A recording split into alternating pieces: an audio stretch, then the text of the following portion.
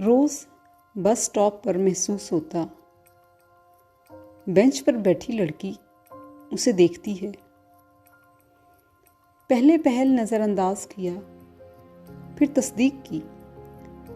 वो बस आने तक वक्फे वक्फे से देखती, लिहाजा वो ज़्यादा दिल लगा कर तैयार होता और ख़ुद को हीरो समझता।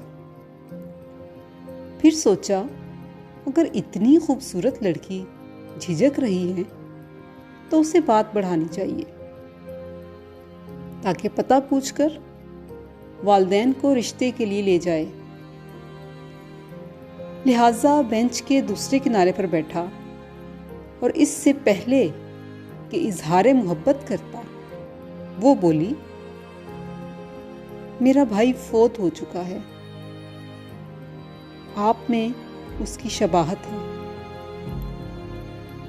इसलिए गैर इरादी तौर पर देखने लगती हूँ। I am really sorry.